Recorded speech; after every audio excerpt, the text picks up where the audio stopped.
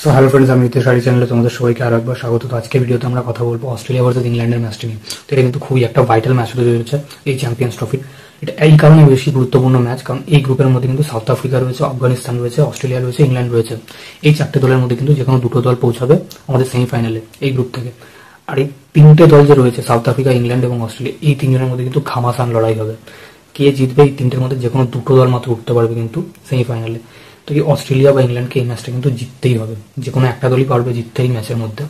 দেখার বিষয় যে ফাইনালি কারা যেতে। তো এখানে যদি আমি অস্ট্রেলিয়ার কথা বলি, অস্ট্রেলিয়া কিন্তু যথেষ্ট ভেঙে রয়েছে। অস্ট্রেলিয়ার তিনটে বড় বড় প্লেয়ার কিন্তু নেই।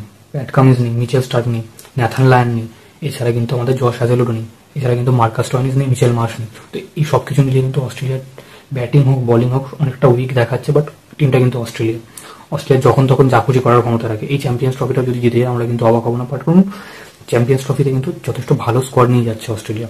এমন নয় যে তারা নেই বলে কিন্তু অস্ট্রেলিয়ার টিমটা অনেকটা বেশি দুর্বল হয়ে গেছে, এটা ভাবার কোনো কারণ নেই। অস্ট্রেলিয়া যথেষ্ট ভালো টিম নিয়ে যাচ্ছে। অন্যদিকে ইংল্যান্ডের কথা যদি বলি, জশ বাটলার তো রয়েছে, এছাড়া ব্যাটসম্যানদের মধ্যে জেকব ব্যাথেল শুধু খেলবে না, বাকি কিন্তু টিমটা যথেষ্ট স্ট্রংই লাগছে ইংল্যান্ডের আমার কাছে। তো সব থেকে প্রথমে যদি আমি অস্ট্রেলিয়ার আজকে প্লেইং 11 বানাই, তাহলে তার মধ্যে থাকবে জ্যাক ফ্রেশার ম্যাগার্ক।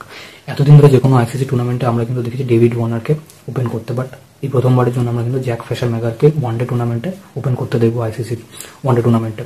তো জ্যাক ফ্রেশার ম্যাগার ওপেন করবেই করবে, তিনি তো টিমে থাকছেন। এছাড়া কিন্তু থাকবে ট্র্যাভিস হেড। তো ট্র্যাভিস হেড এবং জ্যাক ফ্রেশার ম্যাগার এই দুজন ওপেন করবেই করবে। 3 নম্বরে থাকবে মার্নাস লাবুশান কতটা ডিফেন্সিভ ক্রিকেটার সেটা আমরা সবাই জানি।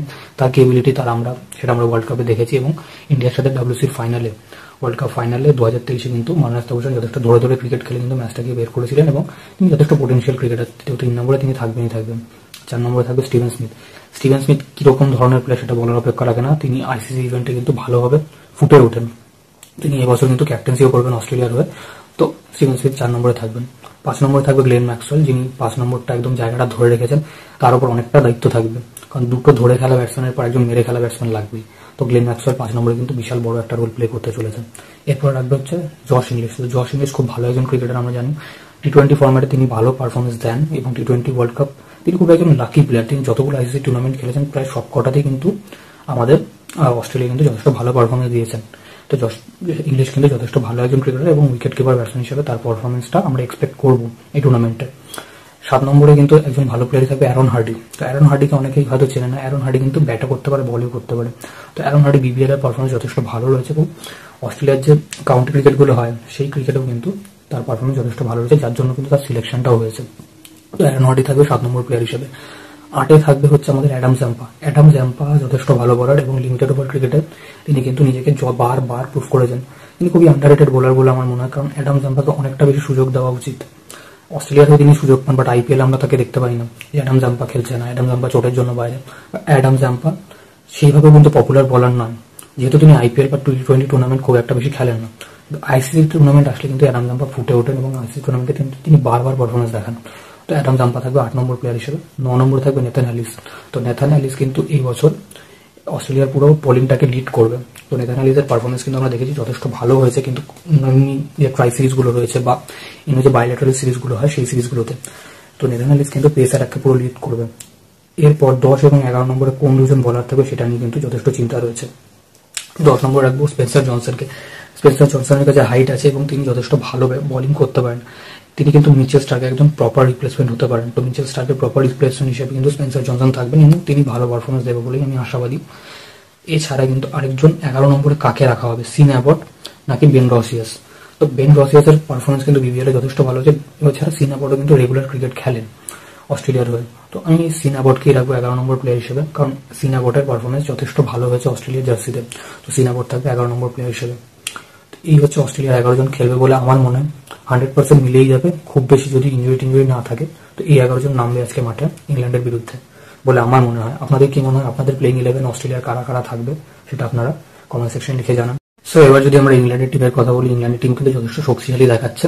হ্যাঁ, এই টিমে কিন্তু প্রপার অলরাউন্ডারের অভাব রয়েছে। হ্যাঁ, বেন স্টোকসকে তারা নেয়নি, বেন স্টোকসের থেকেও কিন্তু ভালো অলরাউন্ডার রয়েছে বলে আমার এই টিমে মনে হয় না, বাট যথেষ্ট স্ট্রং লাগছে ইংল্যান্ডের টিমটা। বেন স্টোককেও তারা নেয়নি।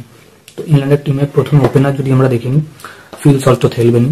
ফিল সল্ট এবং বেন ডাকেটের উপর এই টিম কিন্তু যথেষ্ট বেশি ভরসা দেখিয়েছেন। তাদের ব্যাকআপ হিসেবে টম ব্যান্টনকে নিয়েছে, বাট আমার মনে হয় না তিনি খেলবেন।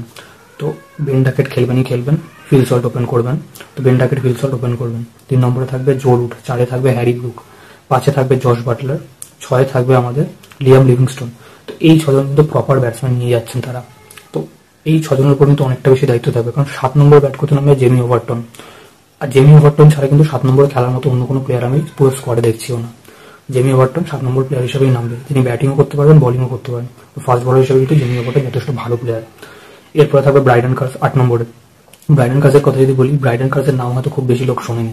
ব্রাইডন কার্স কিন্তু ইন্ডিয়ার হয়ে যে ট্যুরটা ছিল, ইন্ডিয়া ইংল্যান্ডের ট্যুরটা, তো সেই ম্যাচে কিন্তু ভালো পারফরমেন্স দিয়েছেন। আর ব্রাইডন কার্সের বোলিং এর মধ্যে সেই গতিটাও আছে এবং সেই উইকেট নেওয়ার এবিলিটিটাও আছে। তো ব্রাইডন কার্স থাকবে 8 নম্বর প্লেয়ার হিসেবে। 9 নম্বর প্লেয়ার হিসেবে থাকবে জোফরা আর্চার। জোফরা আর্চার কি বলার, সেটা বলার অপেক্ষা রাখে না। জোফরা আর্চার যথেষ্ট একজন ভালো বোলার এবং তিনি বারবার কিন্তু নিজেকে প্রুভ করেছেন। হ্যাঁ, ইঞ্জুরির কারণে তার কিন্তু বোলিং এর উপর অনেকটা এফেক্ট পড়েছে। এখন কিন্তু তিনি ওই লেভেলের এফেক্টিভ বোলার না হলেও তিনি জোফরা আর্চার, তিনি বারবার নিজেকে প্রমাণ করেছেন এবং জোফরা আর্চার কিন্তু খেলবেনই খেলবেন। 10 নম্বরে থাকবে আমাদের হচ্ছে মার্কুট। মার্কুটের কাছে গতি আছে, মার্কুট ভালো উইকেট টেকিং বোলার। মার্কুট হ্যাঁ প্রথম দিকে মার খান, কিন্তু উইকেট নেওয়ার ক্ষমতা তার আছে। তো মার্কুট থাকবেন টিমের মধ্যে 10 নম্বর প্লেয়ার হিসেবে। এবং লাস্ট প্লেয়ার 11 নম্বর প্লেয়ার হিসেবে আমাদের থাকবে আদিল রাশিদ, একমাত্র ইংল্যান্ডের স্পিনার। তিনি প্রত্যেকটা আইসিসি টুর্নামেন্টে থাকেন গত 10 বছর ধরে। তো আদিল রাশিদ থাকবেনই থাকবেন। এই হচ্ছে ইংল্যান্ডের প্লেইং 11। এখন ম্যান টু ম্যান মার্কিং যদি আমি করতে যাই, তাহলে কিন্তু ইংল্যান্ডের টিমটা অনেকটা বেশি এগিয়ে থাকবে অস্ট্রেলিয়ার টিমের থেকে।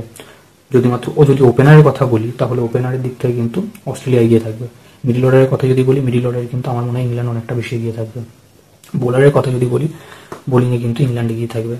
তো সবকিছু মিলে কিন্তু আমার মনে হয় যে এই ম্যাচটা ইংল্যান্ড জিততে চলেছে। বাট অস্ট্রেলিয়াকে কখনোই হালকাভাবে নেওয়া যায় না। অস্ট্রেলিয়া যথেষ্ট ভালো একটা টিম, তো অস্ট্রেলিয়ার কাছেও কিন্তু যথেষ্ট পোটেনশিয়াল রয়েছে এই ম্যাচটা জেতার। তো ফাইনালি আমার মনে হয় যে ইংল্যান্ড জিতবে। আপনাদের কি মনে হয় কমেন্ট সেকশনে লিখে জানান। ভিডিওটা ভালো লেগে থাকলে লাইক করুন, শেয়ার করুন, চ্যানেলটাকে অবশ্যই সাবস্ক্রাইব করে বেল আইকনটা বাজিয়ে দিন। দেখা হচ্ছে পরের ভিডিওতে। বাই।